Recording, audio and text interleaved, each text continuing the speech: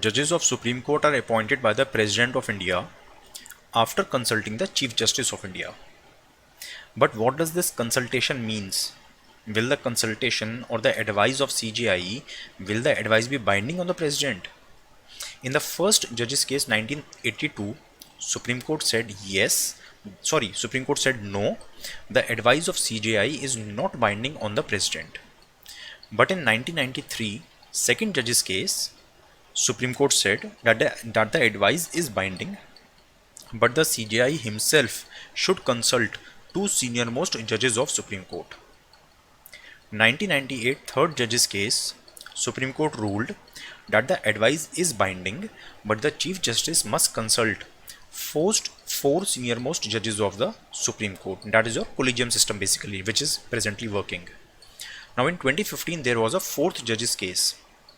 This was necessary because of NJAC, National Judicial Appointment Commission.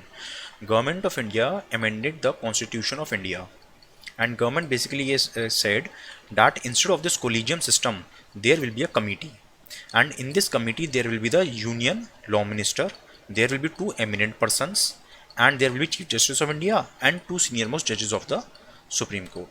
Now this committee will recommend to the President, and that advice will be the binding.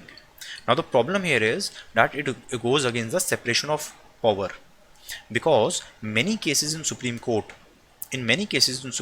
Government of India itself is a litigant, and who will judge that case? That Government of India is going to decide.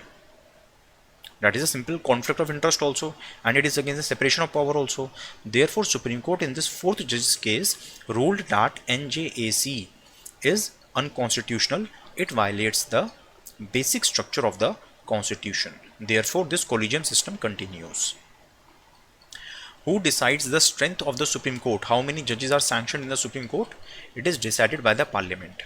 Initially, Constitution fixed it, but Constitution also says that in future, if you have to change this number, the strength of the Supreme Court, then you don't have to do any constitutional amendment.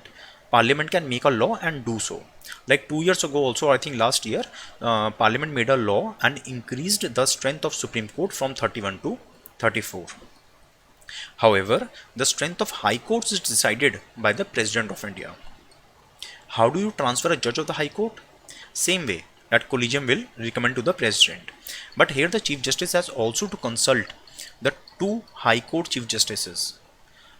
From the High Court from which you are transferring the judge, and to which High Court you are transferring him, both the High Court Chief Justices should be consulted by the Chief Justice of India along with the four senior most judges of Supreme Court. What is the basis of transfer? The basis is public interest for better administration of justice. In prelims, if the question comes that it can be done as a punitive measure, that if there is a complaint, so suppose there is a complaint against the High Court judge or Chief Justice of the Tamil Nadu High Court, then can you transfer him or her to Meghalaya High Court as a punishment? No, you cannot, theoretically, but practically it happens, like it happened 2 years ago also. So Supreme Court transferred the judge, although the judge resigned later on. The thing you have to remember is that transfer of judges of High Court is not a punishment, it is done only in public interest.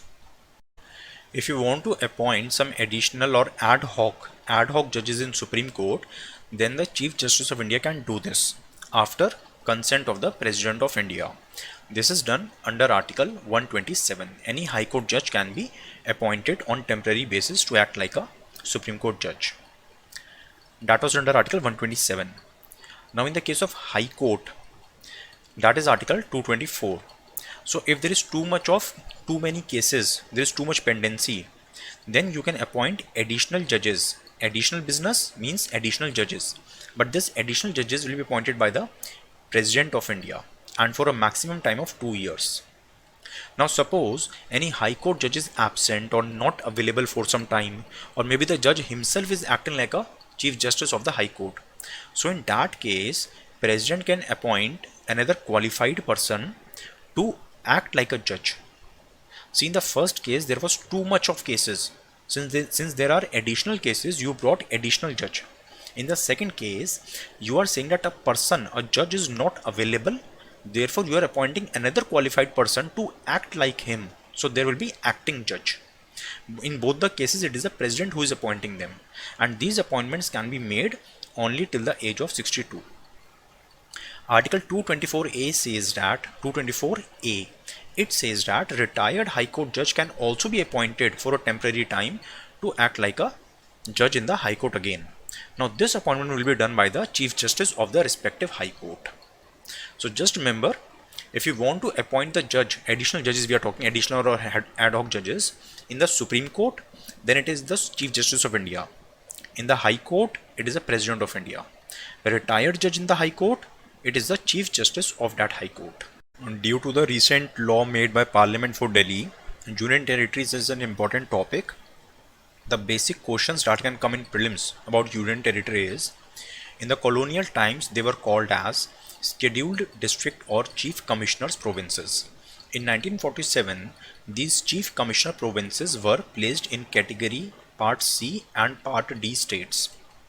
In 1956, with the coming of 7th Constitutional Amendment and State Reorganization Act 1956, they were converted into Union Territories. Over a period of time, some of these Union Territories were converted into states, like Make My Trip HPAP Goa, that is MMT HPAP Goa, Manipur, Mizoram, Tripura, Himachal Pradesh, Arunachal Pradesh and Goa. From Make My Trip website, you're going to book tickets for Himachal, Goa, Arunachal and Manipur, Mizoram, Tripura. So, okay, some more questions that can come are, which Union Territories have High Court of their own? Those are Delhi and Jammu Kashmir. Which Union Territories have Assembly of their own? It's Delhi, Puducherry and Jammu Kashmir. How many Union Territories in India? 8. Because Dadra Nagar Haveli and Daman Diu have been merged and Jammu Kashmir Ladakh are new territories. There is a sentence often given that President can make a regulation for peace, progress and good government of Andaman Nicobar, Lakshadweep and Dadra Nagar Haveli and Daman Diu. So these are some facts you should know. Now how UPSC can confuse you? It can say that by the 69th Amendment Act 1991, in Constitution a new article was inserted, that is 239 AA. That is correct. It made Delhi a union territory. No, Delhi was already a union territory. This amendment gave Delhi its own assembly, and when there is assembly there will be ministers. So there will be council of ministers. Now Parliament has made a law, NCT of Delhi Amendment Act 2021. What this says is that the Assembly of Delhi, to which the people have elected, it cannot make any committee for administration or for inquiry. Okay, and the executive, if executive wants to take any action, see, people elect the assembly and from assembly we make an executive. Executive will take actions. But this amendment act says that the executive cannot take any action without consulting the lieutenant governor, and this is not consultation. Okay, this is, they are basically bound by it. Whatever LG says, executive has to follow the orders of the LG. And it practically means that the government of Delhi is nothing but the lieutenant governor. So whether there is election or no election, or everything will be done by the lieutenant governor. And this I am not saying, this is written in this law that the government means lieutenant governor. So is lieutenant governor an independent person like a governor of the state? No.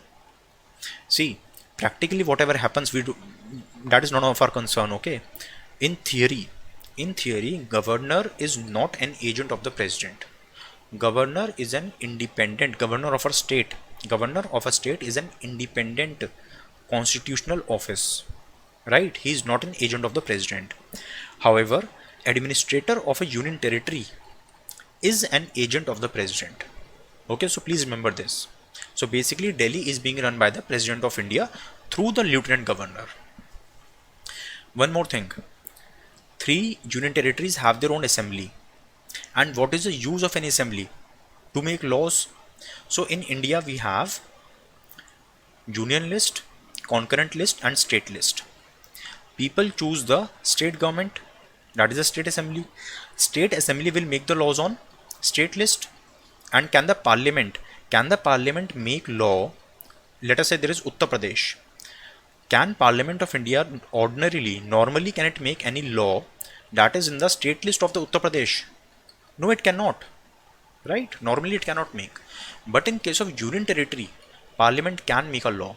For example, this law. There was no president's rule in Delhi. There was no president's rule. We had a chief minister, we had assembly, everything is working fine. Still, Parliament made a law for Delhi. Right? Parliament can make a law for any of the union territory, even if they are having their own assembly, and even if that subject is in the state list. So this you should know. Another thing, that these union territories cannot make laws for everything. Public order, police and land are in the state list, but Delhi Assembly cannot make laws on these three subjects. Similarly, Jammu Kashmir Assembly cannot make law on public order and police. However, Puducherry Assembly can make laws on all the matters that are listed in the state list.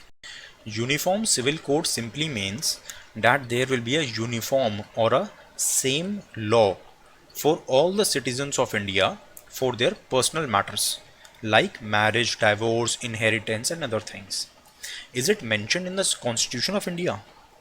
Yes, but in DPSP. It is mentioned in Article 44 that the state should try to bring uniform civil code. Okay, so it is a DPSP. It is not a fundamental right. However, in 2018 Law Commission said that uniform civil code is neither feasible nor desirable. One of the arguments is that India does not even have a uniform law for criminal matters. Criminal matters or other civil matters also, we don't have uniform laws. In different states, there are different laws. So when you don't have uniform law for serious matters like criminal matters, then why are you pushing for personal matters? Okay. So basically personal laws are in the concurrent list. So even if the union government is going to make any law, state governments can still make law on it. So again there will be no uniformity. Are personal laws only codified for Hindus? No, they are codified for other religions also. For example, for Muslim women in 2019, for Christians in 1872, this law is still applicable, right? For Parsis, Marriage and Divorce Act, there is 1936 Act. These are still applicable, okay? And there are some other variations also. For example, the Christian Marriage Act 1872 applies to all the Christians in India. However, it does not apply to Christians in Goa, because Goa has a civil code, a uniform civil code, that is Portuguese Civil Code 1867. Supreme Court of India has time and again mentioned that Goa's UCC is a shining example of uniform civil code, because this single law is applicable to all the Goans irrespective of their religion. Headlines is very good, but the fine print is not so good. Why? Because this uniform civil code, it is called as uniform, but it is not uniform. It says that Hindu men, if a Hindu man's wife is not able to give birth to a child by the age of 25 or not birth to a male child by age of 30, then the Hindu man can go for bigamy, right? So in name it is UCC, but it is actually not UCC. Indian Penal Code section 124A describes sedition as disaffection towards government established by law. Okay, so sedition is against the government. Why was this law brought? It was brought by the British to tackle dissent in its colony, that is India. When India became independent, then we should have stopped using the sedition law, because in democracy we conduct elections, and in elections we change the government. So if someone wants to create disaffection towards the government, then that is allowed. That is a part of the democracy, right? Dissent is an inherent part of the democracy. Then there is no meaning of sedition. But still, we have this provision in our laws. So please remember, sedition is against the government. It is not against the nation. Treason is against the nation, right? So sedition law is not against the nation. It is against government. It was drafted in 1837 by Macaulay. In 1860, when IPC was framed, then it was not included in it. However, it was included in IPC only in 1870. Who said that sedition has become a religion? Mahatma Gandhi in 1930 during civil disobedience movement. Sedition is a non-bailable offense. Maximum punishment is life imprisonment. During trial you should surrender your passport, and you can't apply for a government job. Some famous sedition cases. The first case was in 1891 against Jogendra Chandra Bose, who was editor of Bango Bhasi newspaper. He criticized the government, not the country. He criticized the government for Age of Consent Act 1891. However, the charges could not sustain and he was acquitted. 1897 case against Bal Gangadhar Tilak. He was acquitted, but in 1909 the case against Tilak led to his imprisonment. In 1922, Gandhi was imprisoned to 6 years jail due to sedition. However, after 2 years, government released him due to his poor health. Many other nationalists were also sentenced to jail due to sedition cases, and mostly it was because they published articles criticizing criticizing the government. So like in 2015, there was a question that about the sedition committee, whether Rowlatt committee was a sedition committee. Yes, same thing. Okay, so don't get confused. In 1917, the Britishers formed a sedition committee to evaluate political terrorism in India. It gave some recommendations. Based on the recommendation, government brought Anarchical and Revolutionary Crimes Act 1919, which you also know as Rowlatt Act or the Black Act. It basically said that we don't have any right to dalil, vakil or appeal.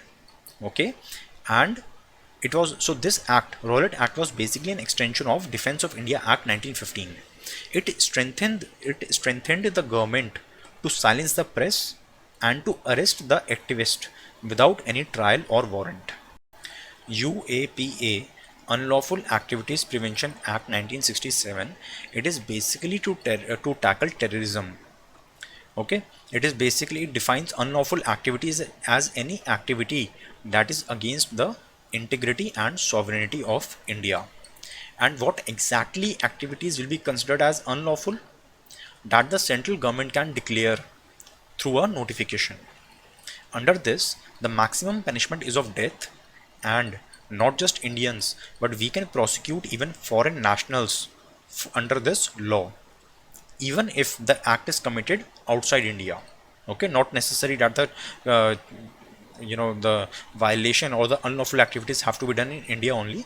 They can be done outside India also. In 2019, government amended this, and government said basically that even before the trial starts, government of India can officially designate any person as terrorist. Okay, even if government has some proof, no proof, trial commences, even before that, government will say that this particular person is a terrorist.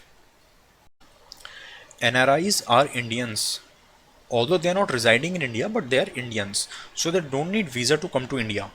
But OCIs, they are not Indians, although they are called as citizen of India. Okay, so OCIs are not Indians, but government has given them lifelong visa, so they can come to India any number of times whenever they want. Why did this concept come? Because in 2005 there were demands that India should also start dual citizenship.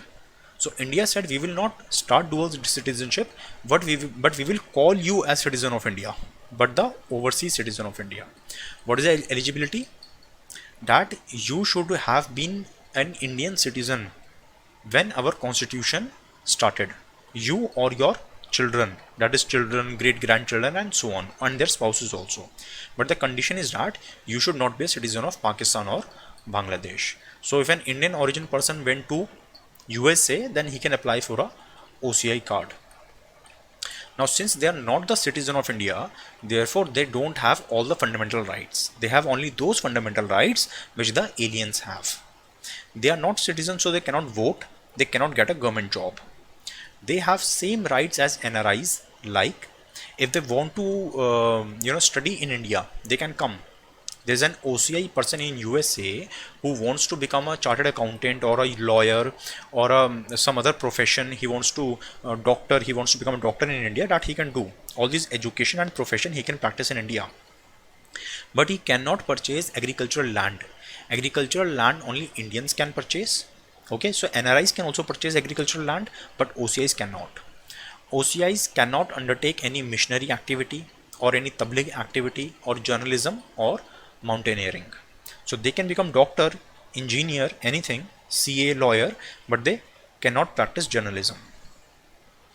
Now this is important, that which rights the constitutional denies to aliens. So alien does not necessarily mean that a person who is a citizen of some other country. Alien will also mean who is not a citizen. So tomorrow government of India asks you that please prove that you are Indian, and you are not able to prove, right? So you are no longer a citizen of India. In that case, you will lose these rights. These rights are Article 15, right against discrimination. Article 16, public employment, you can't apply for government job. Article 19, no freedom of speech and expression.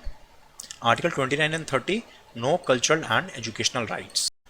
Part 1 of the Constitution is Articles 1 to 4. Part 2 is from Articles 5 to 11. So Articles 5 to 11 tells about the citizenship. Article 5 says that which people are citizen of India when the Constitution started. That is on 26 January 1950. But after that, who all will be citizens of India? That is a responsibility of Parliament. So Parliament can regulate the right to citizenship, and therefore in 1955 the Parliament of India made the law Citizenship Act 1955. Okay, citizenship can be acquired by birth, descent, registration, naturalization, or incorporation of territory. So tomorrow if India acquires some territory, then India can give citizenship to those people. One thing is very important. See, details of these things are not relevant, but one thing is very much important, that if anyone remains in India for 11 years, people have this misconception that if an illegal migrant lives in India for 11 years, then he can apply for citizenship by naturalization. Totally wrong. He cannot apply. As long as a person is illegal migrant, even if he remains in India for 100 years, he cannot apply for citizenship by naturalization. Okay, to apply for citizenship by naturalization, you have to be a legal migrant, not illegal migrant. Loss of citizenship. Either you voluntarily give it up, that is by renunciation, or termination, that is you acquire citizenship of another country, or by deprivation, that is central government will terminate your citizenship. Citizenship Amendment Act 2019. Please forget whatever you have read or heard in the newspaper and media. You are trying to become an IAS officer, so please follow whatever is written in the law. In the law it is written, any person belonging to these religions from BAP countries, Bangladesh, Afghanistan, Pakistan, who entered India before this date, 31st December 2014, will not be considered illegal. So please remember, nowhere it is mentioned persecuted people, right? Nowhere it is mentioned it is for religious minority. Particular name it is given, any person from these religion. Okay, there is no mention of religious minorities. It is not for all the India's neighbors. It is only for specific countries. Okay, and the person should have entered India before this date. See, the concept is quite clear. This is an illegal migrant. Even if an illegal migrant, that is any person who is not able to prove, this person is not able to prove that he is an Indian citizen. So government says that this person is an illegal migrant. Now even if he lives in India for 100 years, he will never be a citizen of India. To become a citizen, he should be declared legal, and that is CAA doing. CAA is saying that if any person does not have any document, he is illegal, then he should not be considered as illegal. It is going to convert illegal people without documents into legal people, so that they can be supplied with proper documents of citizenship. Okay, so that is written in the law and you should follow that. Other than this, whatever you have read and heard, that is not relevant for your examination. Rule of law versus rule by law. Article written in Indian Express by the Chief Justice of India. It is also given in your NCERT, and in 2018 UPSC asked about the concept of rule of law in the prelims examination. So first let us see what is written in your NCERT. NCERT says that under rule of law, everyone is subjected to the same law. That is, this is a famous film star and his son has done something illegal. This is a union minister. His son has done something illegal. All of them should be subjected to the same law. Law should not come to the help of any one of them, right? If this does not happen, if there is some partiality, then what will happen? Then your democracy will be converted into dictatorship. You will think you are living in a democratic country, but you will actually be living in a dictatorship. And to prevent such a situation, it is necessary to have an independent judiciary. That is a judiciary on which there are no political pressures. What is the difference between rule of man, rule by law, and rule of law? Suppose people say that this is an awesome person, we should vote for him. He will rule India for the next 5 years. Whatever way he wants, he will rule India and India will become number one country in the world. People think that this is democracy. No, this is not democracy. This is called as anarchy. This is rule of man. Okay, so you say that, sir, there should be some laws. You should work according to some laws. He says, yes, I accept your demand. In the parliament, I will make some laws and I will use the laws to rule you. I will use the laws to rule you. For example, best example is Nazi Germany and South Africa, where rules were made to specifically discriminate against a section of society. Here, laws are used, they are made and they are used as a tool of political power. Okay, illegitimate ideologies are given legal sanctity by making laws, as given in these examples. That is rule by law. You are using the laws to rule over the people and to spread your ideology. Then what is the meaning of rule of law? Rule of law means two things. One thing is that the person should have limited power. This ruler, he is not above you. You are here and he is here. No, he should be with you. He should be as equal as you are. The rules will apply for on him also. That is one thing. Another thing is that these laws, they should have equality and liberty. This is most important. Tomorrow, if this person makes such laws that they discriminate against a section of society, like in this example, then that is not rule of law. Okay, each and every individual in our country should be equal and should have proper liberty. If you are, decreasing the liberty of anyone, then that is not rule of law. Okay, the rule should be of law. Rule should not be of any man. Now look at the 2018 question. What is the meaning of rule of law? Ruler has limited powers. Yes, that's right. He has limited powers. Equality before law. He is as equal as you are. Liberty and civil rights. Yes, absolutely. Even if he has 100 seats in the parliament, full 100% seats, all seats are his, even then he does not have any right to make any law which impinges on your liberty or your equality. Your civil rights should not be curtailed. So 1, 2 and 4 are correct. Third is wrong. Third says people's responsibility to government. No, government is responsible to the people. Okay.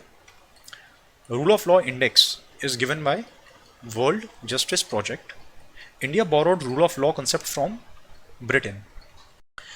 See, right to privacy means that you are preventing your private info from becoming public. But right to be forgotten means that something is which is already in the public domain, like your Facebook profile, some photos of you on the internet, right? Or some news articles about you. You want them to be removed from the internet. You want that information to be deleted from the internet. That is the meaning of right to be forgotten. In Europe, there is a specific law. In GDPR itself, there is a provision for right to be forgotten. But in India, there is no specific law. Okay, on case-to-case basis, people go to the courts and court issues orders that such and such articles related to this person should be deleted. In 2018, we were bringing a draft personal data protection bill. However, it was not passed in the parliament, right? But in this bill, there was a chapter 5 which mentioned right to be forgotten. So as of now, we don't have any specific law regarding right to be forgotten.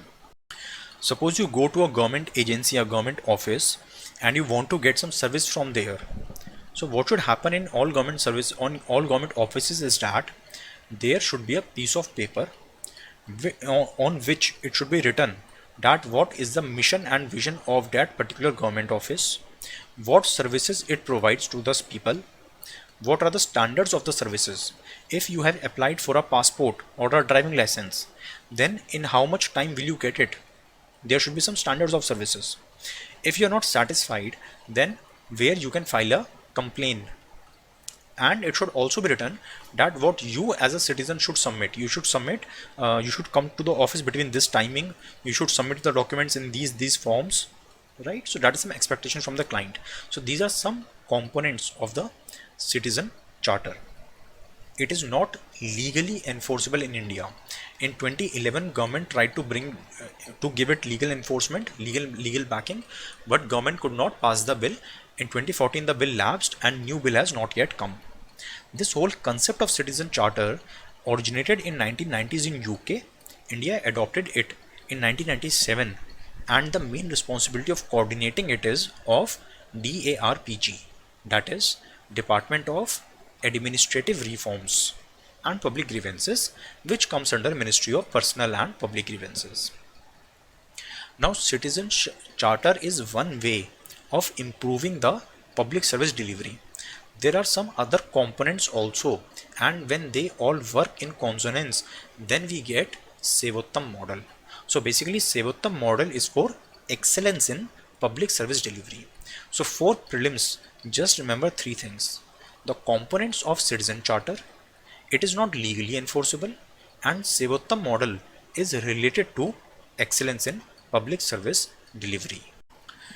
For river water, some issues come under state list like irrigation, canal, drainage, water storage, etc. But rivers are interstate also. Like out of the 12 major rivers in India, 9 are interstate rivers. So if a river is flowing through many states, then in that case, central government can also make some laws related to that river. Central government will not simply take over everything, but it can make some laws to the extent it seems, the parliament can make the law to the extent it seems suitable. Okay, so this power is granted by the Article 262. Article 262 says how the interstate river disputes will be solved, that parliament will decide. Okay, and if parliament wants, it can prevent the adjudication of Supreme Court in such matters. Using this article, Parliament of India made two laws. One is River Boards Act 1956. Under this act, central government will take over the control of interstate rivers by creating certain boards, but till now not a single board has been constituted. Second law is Interstate River Water Disputes Act 1956. Under this, when few states go to the central government that we are having dispute over the waters of this particular river, then the central government will constitute a tribunal, right? And Supreme Court cannot interfere in such matters. This is written in this law. However, practically what happens is, whichever state is not happy with the decision of the tribunal, that state goes to the Supreme Court and Supreme Court admits the plea under special leave petition. Some interstate river water disputes, the name of these states you can read yourself, and please read them along with the map of rivers that I had given you. Languages we have already covered on page number 9 and 10. National Translation Mission aims that the educational text of higher education should be available in all 22 scheduled languages so that students can study higher education in their regional language. There has been demand to include Tulu in the 8th schedule. Tulu is a very ancient language. It's a Dravidian language, and as per the last census, 18 lakh speakers of Tulu are in India. Most of the Tulu speakers are concentrated in the southern region of Karnataka and northern region of Kerala. If Tulu is included in the 8th schedule, then it will get recognition from Sahitya Academy. MPs and MLAs will be able to use Tulu in the legislature. You can give exams in Tulu, and government will spend some funds to promote Tulu. ULA Proclamation 2018 was by UNESCO in China to promote linguistic diversity. 3-language formula. It says that in non-Hindi speaking states, children should be taught 3 languages: Hindi, English, and obviously their own regional language. In Hindi speaking states, children should be taught 3 languages: Hindi, English, and some other Indian language, preferably a South Indian language. Practically, it has not been implemented in most of the states, but it has not been implemented strictly in Tamil Nadu. There had been a lot of opposition, so it is not implemented there at all. It was introduced by National Education Policy 1968, which was brought on the recommendation of Kothari Commission. After 1968, the second National Education Policy came in 1986, that is the opposite of 68-86, and third policy came in 2020. Remember that education is in concurrent list, not state list. Okay, health is in state list. Because from the 42nd amendment, we transferred 5 subjects from state list to concurrent list, and one among them was education, along with weights and measures, forests, wild animals, and courts. But in courts we have not included Supreme Court and High Court. In 2011, government brought 97th amendment, through which right to form cooperatives was made a fundamental right. Government also included it in DPSPs and brought a new part 9B in the constitution by the name the Cooperative Societies.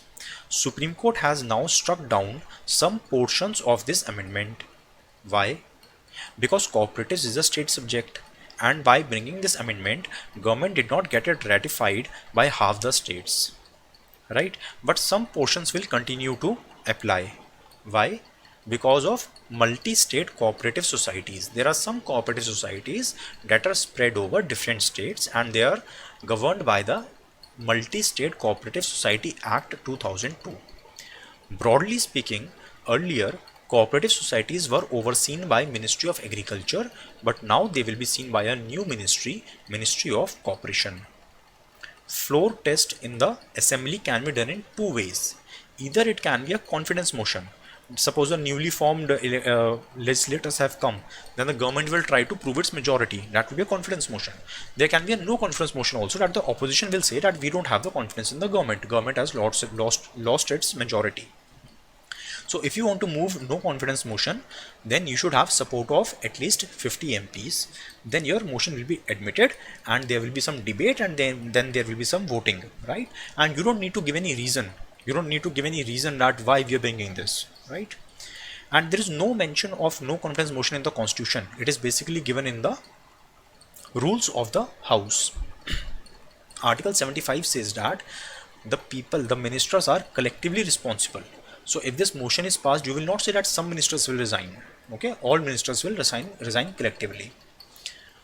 The first no confidence motion was moved by J.B. Kripalani in 1963. Most no confidence motions were brought against Indira Gandhi and number 2, Lal Bahadur Shastri. Flag Code of India 2002 is basically a compilation of all the laws, convention, etc. related to the national flag. It has basically description that of how much dimension your flag should be. If you are going to unfurl the national flag, then there should be some protocol for people, protocol for the government. In 1971, one law was made, Prevention of Insults to National Honors Act. It is basically for the constitution, national flag and the national anthem. It has some offenses like you cannot drape the national flag on any funeral, except on the funeral if it's a state funeral or funeral of for armed forces or paramilitary forces.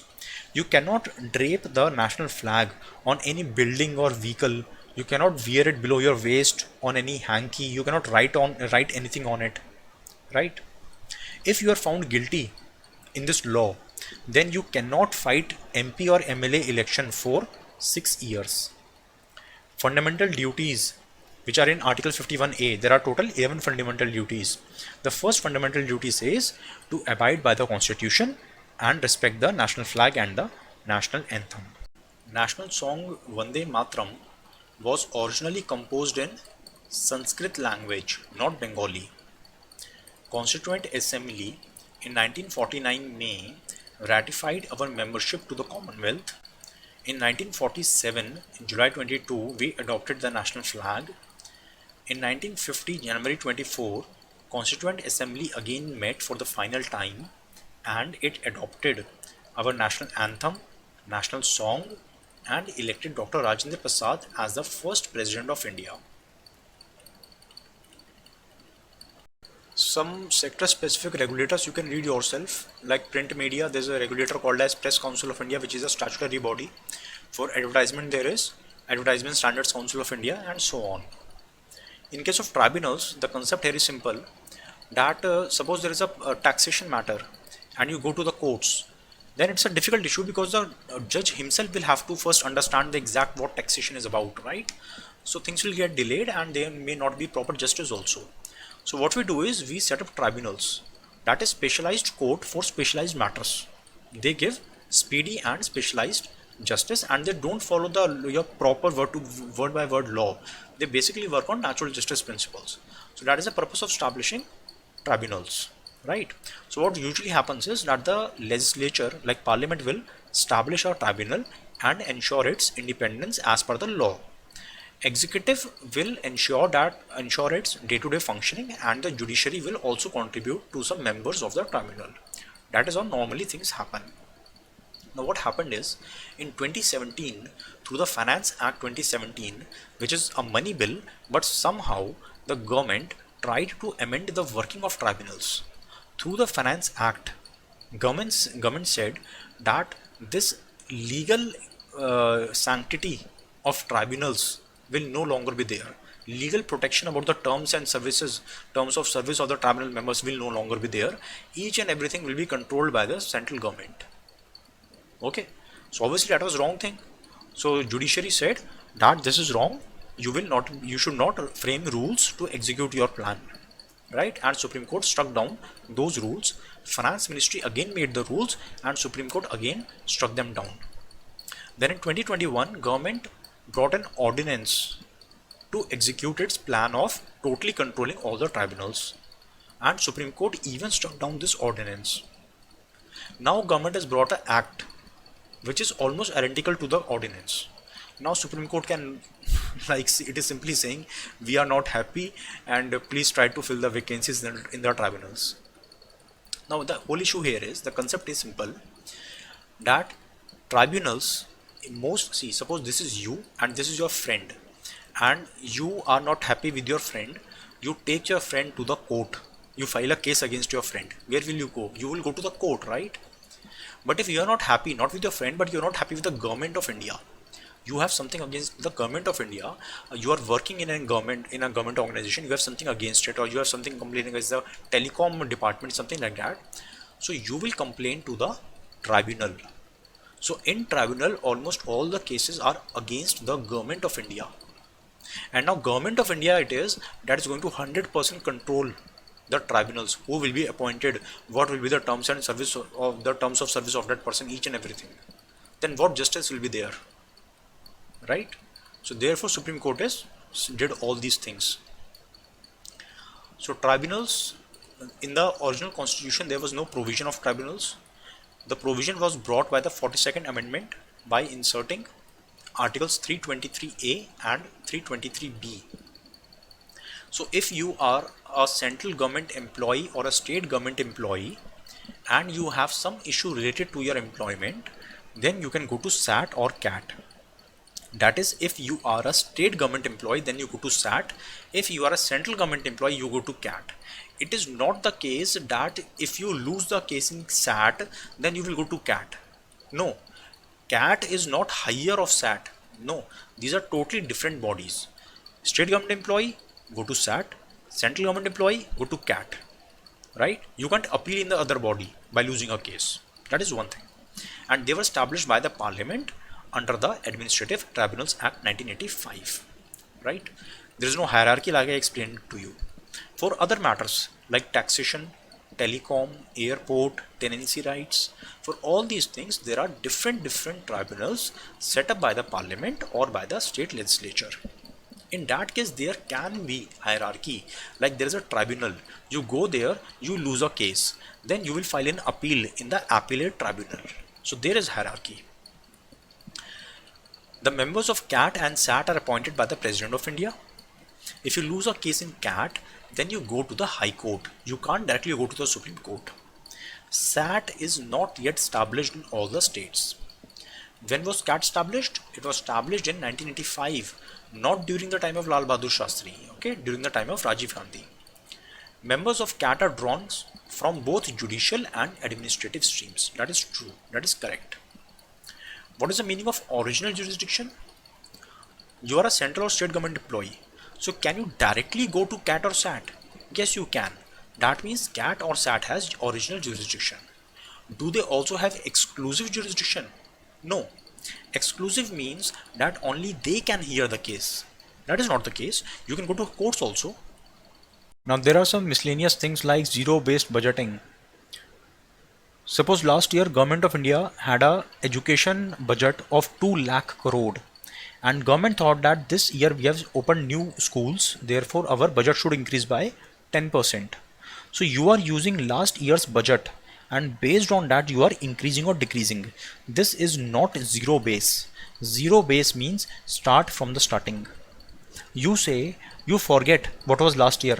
You simply say, this year we have so many schools to look after, so many teachers to pay salary, and so many books to distribute, therefore our total expenses will be this much. So you are starting from the zero. That is zero based budgeting.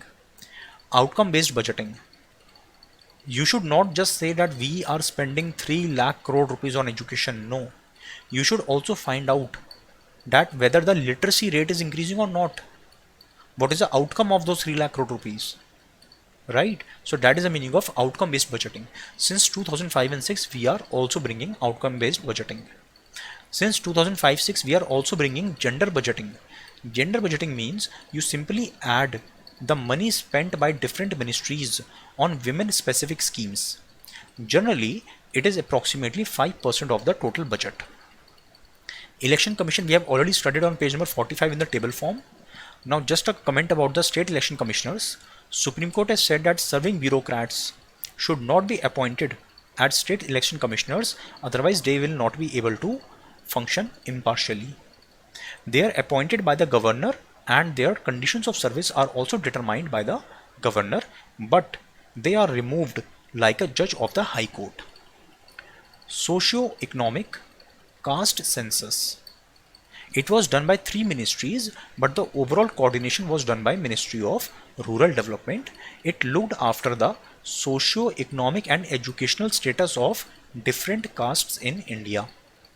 The last caste census was in 1931. So after 1931, India did caste census in 2011. It was the first paperless census in India. In 2017, Government of India made a decision that in government schemes, beneficiary will not be identified by poverty line. Beneficiary will be identified using the socio-economic caste census data of 2011. Tulu Nadu, like earlier I told you that there is a region in South Karnataka and Northern Kerala where Tulu language is spoken. So that region is also sometimes informally called as Tulu Nadu. Kongu Nadu is an informal name for a region in the Western Tamil Nadu. 105th Constitutional Amendment Act. As per this act, states can again make their own OBC list. Why again? The original constitution, Article 15 and 16, says that states can make a list of socially and educationally backward classes. But through 102nd Amendment 2018, government not only gave constitutional status to NCVC, but government also said that the OBC list will be brought by the President of India. So in a way, government did the wrong thing. Now to rectify the wrong thing, government has brought the amendment again. There are approximately 718 districts in India. If a state wants to create a district or to alter it or to abolish it, state can do it on its own will, either through an executive order or by passing a law through the state assembly.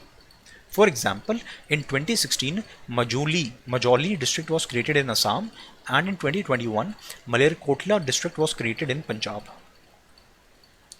Juvenile Justice Act 2015 replaced the 2000 Act. Juvenile is a person who is below the age of 18 years. If that juvenile has committed some serious crime, heinous crime, then in such cases he can be, if he is 16 to 18 years old, then he can be tried as an adult person. In 2021, we have made some amendments like, in case of adoption, the final decision will not be of the court but of the district magistrate, and all offences under the Act will be tried in the Children's Court only.